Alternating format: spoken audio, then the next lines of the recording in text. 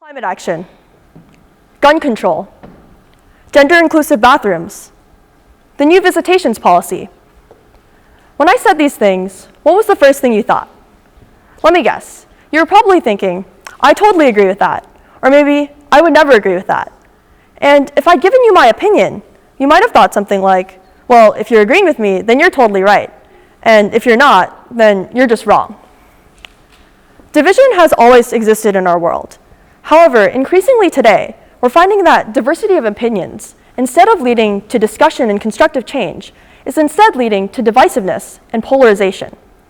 More and more today, people feel like they have to be for or against, pro or anti.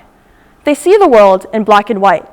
But in reality, the world is built on not just 50, but countless shades of gray. But the thing is, if division has existed for so long, why is it that we are so much more polarized today? And I think to answer this, we have to look at the intersection of three things: information, psychology, and technology. Let's start with information. Take fake news, for example. We actually have three kinds of news. We have real, reliable news, and that's the stuff that we want. Then we have misinformation, which is wrong, but it's not necessarily spread with the intent to mislead. And then we have disinformation, which is also wrong, but this time it's deliberately spread with the intent to mislead. And you know, fake news is actually not a new phenomenon. In fact, it's probably been around since the beginning of time.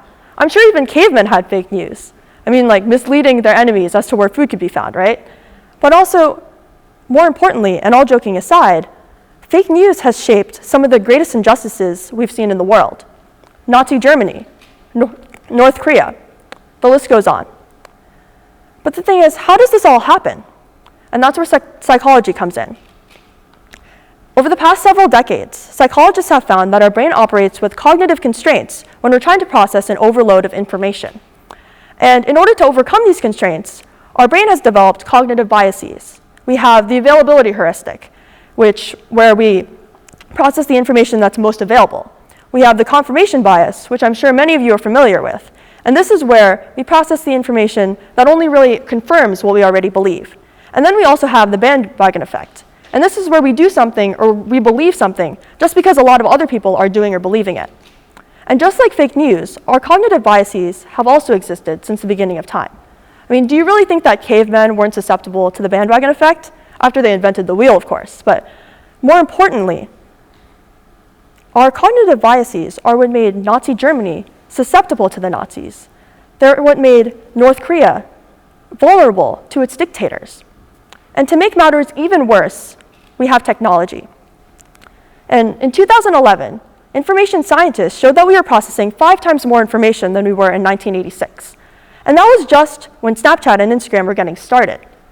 And think about this. In 2018, scientists at MIT showed that it wasn't just any kind of information that was traveling fast, but rather fake news was traveling 6 times faster than real news, and political fake news traveled the fastest. With great power comes great responsibility, right? Technology has given us this power, but what are we doing with the responsibility? With technology, it's so easy to just push a button and post something that hundreds, thousands, or millions of others can see. With technology, it's become so easy to just skim through the list of headlines and not actually think about the credibility of the content. And with technology, it's so easy to just react to a post or to retweet it instead of actually having a discussion about it. So this leads to a cycle where we have all this fake news going around, and it's spread to so many people around the world because of technology, and then all of these people are vulnerable to it because of their psychology. I mean, we're pretty much screwed. So what do we do about this? How can we move the world away from this polarized black and white version to one where we can embrace all the shades of gray? And to do this, I think we should focus on 4 Ds. And I know as students, we don't want Ds, let alone 4 of them. But trust me, we want these Ds. So first, we have deceleration. With all of this information going around so fast, we need to take the time to decelerate. We need to stop, we need to relax, and we need to actually think. When something comes at us that makes us really angry or really excited, we want to respond really quickly. But we shouldn't. Instead, we should decelerate. We should think, before we push that post button and before we get angry about something, is what I'm about to do going to make me seem more or less credible? Is what I'm about to do going to make other people understand me, or will it drive us further apart? And once we've decelerated and understood ourselves, we are ready for the second D, which is dialogue. Recently, political and religious leaders have been discussing how we need to completely reframe our mindset around dialogue. Lots of people that think that dialogue is about proving I'm right and you're wrong. But in reality, dialogue isn't about proving anything. Dialogue is about understanding. When you go into dialogue, you have to be ready to present your ideas and to be persuasive and to be understandable. And when you go into dialogue, you have to be willing to understand others. And through doing this, you not only understand yourself, but you understand other people and their perspectives. And this doesn't mean that we all have to start agreeing with each other, but it does mean that we learn to have a respect for people who differ from us. But we can't have dialogue without the third D, and that's data. You can't have an argument without any kind of evidence or experience. And you can't just present any kind of evidence or experience. You need to present credible data and data that's presented in the correct context. And in order to do this, you need to actually research something. And a lot of people now think that researching is just Googling it up and then looking at the first page of results. But sorry, that's not research. To actually understand something, you have to understand who was collecting the data, why they were collecting the data, how the data was collected, and how it's being presented to you. And you might be thinking, well, who has time for that? And honestly, lots of people don't. But if you care enough about something to speak about it, to post about it, to argue about it, then you have to care enough to make sure that the information that you're presenting is accurate.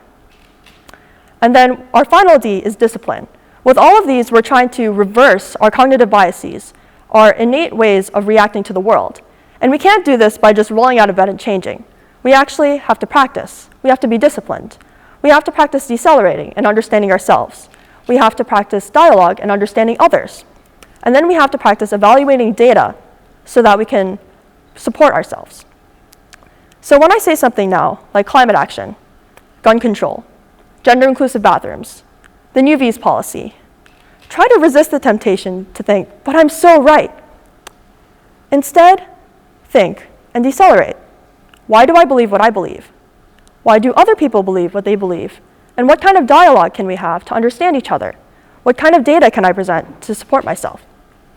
And then hopefully, if we engage in these practices as a community, we can begin to shift our culture away from our black and white delusion and more towards embracing all the shades of gray that define us. Thank you.